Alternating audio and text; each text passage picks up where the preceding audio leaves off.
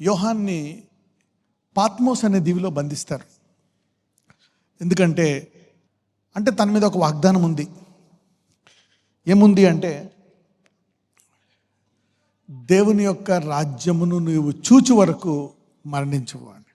John had a promise on himself that Jesus gave him that promise. You will not die until you see the kingdom of God. Okay, right. అంటే maybe కొన్ని privileges ఉన్నాయి.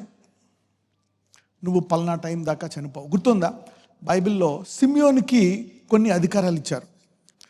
సిమియోన్తో పరిశుద్ధాత్ముడు ఒక మాట చెప్తాడు. మరియా ఆ పిల్లలు తీసుకెళ్తున్న టైంలో ఆ సిమియోన్కి పరిశుద్ధాత్మ ఒక మాట చెప్తాడు. పరిశుద్ధాత్ముడు ఏం చెప్తాడంటే, నీవు క్రీస్తుని చూడక మునుపు మరణము చూడు. So he was an old man. అతను అప్పటికే వృద్ధుడు. దాని తర్వాత ఎంతకాలం బతకాడో తెలియదు. We don't know how long he lived. But God told him, the Holy Spirit told him, నువ్వు ఆదరణ గురించి ఉన్నావంట, కాబట్టి క్రీస్తుని చూసే వరకు మరణించు. మరి అతను ఎంతకాలం బతకడో తెలియదు. 100, maybe he lived 100, 120, 120, 150, we don't know. So మరి అటువంటి యోహాను కూడా నీవు ఆ దర్శనాలు, పరలోక దర్శనాలు నువ్వు చూసే వరకు చనిపోవు అనేటువంటిది అయి ఉంటుంది. సో మరి ఈలోపు వాళ్ళు చంపుదామని చూస్తున్నారు, కానీ యోహాను చనిపోవట్లేదు. లూకా 2:25-26. యెరూషలేమునందు సుమయోనను ఒక మనుషుడుండెను. అతడు నీతిమంతుడును భక్తిపరుడునై ఉండి ఇశ్రాయేలు యొక్క ఆదరణ కొరకు కనిపెట్టువాడు. పరిశుద్ధాత్మ అతని మీద ఉండెను. అతడు ప్రభువు యొక్క క్రీస్తును చూడకమునుపు మరణము పొందడని అతనికి పరిశుద్ధాత్మ చేత బయలుపరచబడి ఉండెను. ఆత్మవశుడై అతడు దేవాలయంలోనికి వచ్చెను. రైట్. సో ఇక్కడ అతను అది కూడా చూద్దాం తర్వాత ఏమన్నాడు. అంతటా ధర్మశాస్త్ర పద్ధతి చొప్పున ఆయన విషయమై జరిగించుటకు తల్లిదండ్రులు శిశువైన యేసును దేవాలయంలోనికి తీసుకొని వచ్చినప్పుడు అతడు తన చేతులలో ఆయనను ఎత్తుకొని దేవుని స్తుతించుచు ఇట్లనెను, నాథా, ఇప్పుడు నీ మాట చొప్పున సమాధానముతో నీ దాసుని పోనిచ్చుచున్నావు. అన్యజనులకు నేను బయలుపరచుటకు వెలుగుగాను, నీ ప్రజలైన ఇశ్రాయేలుకు మహిమగాను నీవు సకల ప్రజల ఎదుట సిద్ధపరిచిన నీ రక్షణ నేను కన్నులారా చూచి తిని. రైట్. సో ఇతనికి దేవుడు వాగ్దానం ఇచ్చాడనమాట. సో ఈ లోపు మరి ఎన్ని మరణగండాలు వచ్చి ఉండొచ్చు, కానీ ఇతను తప్పింపబడ్డాడు అనమాట. Okay, he was preserved because of the promise కదా. So if you got a promise, this is the key. If you got a promise, నీకు ఒక వాగ్దానం ఇచ్చాడంటే దేవుడు అది నెరవేరే వరకు నిన్ను విడిచిపెట్టాడు. ఈ లోపు మరణగండాలు రాని, యాక్సిడెంట్లు అవని, ఏమైనా జరగని, God will lift you up until and preserve you till the promise comes to pass. అలాగే యోహాన్ దగ్గరికి వెళ్దాం. జాన్ 21:20. పేతురు వెనుకకు తిరిగి యేసు ప్రేమించిన వాడును భోజన పంక్తిని ఆయన రొమ్మున ఆనుకొని, ప్రభువా, నిన్ను అప్పగించువాడెవడని అడిగిన వాడైన శిష్యుడు తమ వెంట వచ్చుట చూచెను. పేతురు అతనిని చూచి, ప్రభువా, ఇతని సంగతి ఏమగునని యేసును అడిగాను. యేసు, నేను వచ్చు వరకు అతడుండుట నాకు ఇష్టమైతే అది నీకేమి, నీవు నన్ను వెంబడించుమనెను. కాబట్టి ఆ శిష్యుడు చావడు అను మాట సహోదరులలో ప్రచురమాయను.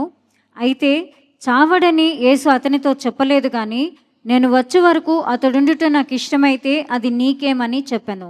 But it says that he will tarry till I come. మరి అతనికి ఒక వాగ్దానం ఉంది. ఈ వాగ్దానం లోపు అతనంట చరిత్రలో ఏం చెప్తున్నారంటే, శిష్యులందరూ హతసాక్షులు అయిపోయారు. వాళ్ళు పర్మిషన్, మేము అలాగే చనిపోవాలని వాళ్ళు దేవుడిని అడిగారు. They died with permission. మేము ఇలా హతసాక్షులు అయిపోవాలి. ఎందుకంటే వాళ్ళు యేసు ప్రభు వారిని తిరస్కరిస్తారు కదా. తిరస్కరించి పరలోకానికి వెళ్తే అవమానం కదా. ఆయన కృప ద్వారా వెళ్ళాడు. మేము ఏదైనా ఇక్కడ చేయాలి ఆత్మతోటి, మేము హతసాక్షులే పరలోకానికి వెళ్ళాలా అని వాళ్ళు దేవుని కోరుకుంటే దేవుడు అలాగే అంటాడు. మరి పేతురు అలాగే అంటాడు, yes, you will die a glorifying death. నువ్వు హతసాక్షి వెళ్తావు అని. మరి ఇతనికి కూడా హతసాక్షిగానే వెళ్తాడు. ఎందుకంటే వాళ్ళు మరి భయపడి తిరస్కరించిన వాళ్ళు అందరూ ఉండొచ్చు. సో మరి ఇతనికి ఒక వాగ్దానం అయితే ఉంది, నువ్వు నా రాజ్యము మళ్ళా వచ్చి నేను మళ్ళా నన్ను చూచే వరకు, రెండవసారి చూచే వరకు నువ్వు వెళ్ళవని. సో మరి ఇతన్ని చంపలేకపోతున్నందుకు ఏం చేస్తారు? పాత్మోస్ అనే ఒక దీవిలో బంధించేస్తారు అన్నమాట. సముద్రాలు ఇదుకొని దాటుకొని రావాలి, తప్పించుకునే మార్గం ఉండదు. ఆడికి వెళ్తే ఇంక అక్కడే చావాలి, వాళ్ళు లేకపోతే వాళ్ళు విడిచిపెట్టాలి. సో అలాంటి పాత్మోస్లో వేస్తే దేవుడు అతనికి కొన్ని విషయాలు బోధిస్తాడు అనమాట. అది కూడా కోడ్ లాంగ్వేజ్లో, గుర్రాలు, మరి ముద్రలు, ఓకే, అవి ఇవి అన్నీ ఇలా బోధించినప్పటికీ ప్రకటన చూసారా, ప్రకటన అంతా అలాగే ఉంటుంది. పరిశుద్ధాత్ముడు యోహానికి బయలుపరిచాడు కాబట్టి ఆయన సంఘాలకి రాస్తే ఆ సంఘ కాపరి దేవుని మీద కనిపెడితే పరిశుద్ధాత్ముడే అతనికి బయలుపరిచినప్పుడు ఆ అర్థం తెలుస్తుంది అనమాట. ఈ ప్రకటన గ్రంథంలో దేవుణ్ణి అతనే రెండోసారి చూచి వరకు మరణించలేదు. చూసాడా ఉందా లేదా? చూసి ఏమైపోయాడు యోహాను? పడిపోయాడు అనమాట. సో అది నెరవేరింది. మరి దాని తర్వాత అతను మరణించవచ్చు తనంతట తానే, లేకపోతే హతసాక్షి అయి ఉండొచ్చు అని ఒక ఎక్స్ప్లెనేషన్ అంటారు. ఎంతమందికి అర్థమైంది నేను చెప్పింది?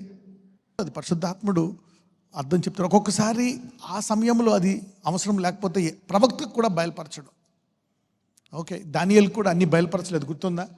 కొన్ని మర్మాలు అడిగితే దానియేలు అంటాడు, ఇది నీకొద్దు దానియేలు, నీ పని రాసేయి, ముద్ర వేసేయి.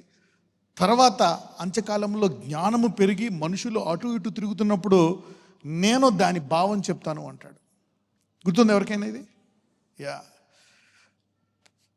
సో అప్పుడు ఆ కాలంలో చూడండి, క్రీస్తుని గురించిన మర్మము పౌలుకి ఎలా బయలుపరచబడ్డది? కృపావాక్యం అనే మర్మము బైబిల్లో ఉంది, అబ్రహాం కూడా బోధించబడ్డది. సో ఆ కాలంలో అతనికే అది బయలుపరచబడ్డది అనమాట.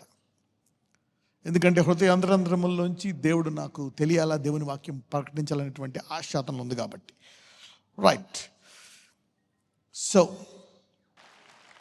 ఎందుకు చెప్తున్నాను కొన్ని అంటే, మీరు కొన్ని ప్రాక్టికల్గా చేసి ఇక్కడే ఎక్కడో కాదు, ఇక్కడే చేసుకొని పరలోకం యొక్క గుర్తింపు మీరు పొందుకోవచ్చు. Okay, so heaven will recognize you and identify you. నేను ఇప్పుడు రీసెంట్గా నేను చెప్పడం మొదలుపెట్టాను, ఇక్కడ ఈ భూమి మీద మనం బతికేది వధువు యొక్క సిద్ధపాటు కొరకే. దేని కొరకు?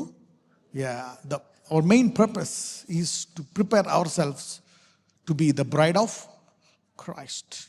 ఆ తర్వాత ఏమొస్తుందంట? అంతము. అవునా? ఆయన మొత్తం పరిపాలించిన తర్వాత, ఆ వధువు ద్వారా సమస్తం పరిపాలించిన తర్వాత అంతం వస్తుందంట. అంటే ఏంటి? భూలోకం అంతా చేయబడ్డది దేని కొరకు? దేవుడు ఈ భూలోకాన్ని పరిపాలించాలా. So the earth has been made. Let's go to 1 Corinthians 15. 1 Corinthians 15 and 16. మృతులు లేపబడిన ఎడల క్రీస్తు కూడా లేపబడలేదు. But if the dead rise not, then is not Christ raised. క్రీస్తు లేపబడిన ఎడల మీ విశ్వాసము వ్యర్థమే, మీరింకను పాపములలోనే ఉన్నారు. If Christ be not raised, your faith is vain and you are yet in your sins. క్రీస్తు లేపబడకపోతే మన విశ్వాసం అంట ఏంటంట? వ్యర్థమేనంట. So resurrection is a very powerful extension of our life. ఇదే జీవితం కాదు, దీని తర్వాత కూడా జీవితం ఉంది. రాబో కాలంలో పాపం ఉంటుందా? ఉండదు. దాన్ని మనం ఇప్పుడు జయిస్తే రాబో కాలం యొక్క పరిశుద్ధతను ఇప్పుడు మనం రుచి చూసాం. We are given the privilege of see the taste of the coming eternal kingdom. Healing is a taste of the coming kingdom. There is no sickness, no pain, no sorrow. Holiness is a taste of the kingdom. So you can overcome sin here. And if Christ be not raised, your faith is in vain, you are yet in your sins. So we are part of the eternity. మనం ఇక్కడ బతకాలి అంటే తర్వాత ఒక రాజ్యం అనేది ఉంది. అందరూ చెప్పండి, శాశ్వత రాజ్యం. There is an eternal kingdom. Okay, you need to get excited. నజరేయుడైన యేసయ్యా, ఇదిగో ప్రభువా, శత్రువుని బంధిస్తున్నాము నాయన, దాని తలంపులను బంధిస్తాం, వేరుతో తీసివేస్తున్నాం. we bind him with the cords. అయ్యా, పరలోకం నుంచి నీ దూతలను విడుదల చేస్తున్నాము. we release angels, we release Michael, we release Gabriel, we release glory angels, archangel, we release glory angels, Lord, to protect every believer. Bless your people. The plans of the devil will be bound. నీ ఆత్మను కుమ్మరించమని నజరేయుడైన యేసు నామమున ప్రార్థిస్తున్నాము తండ్రి. ఆమేన్.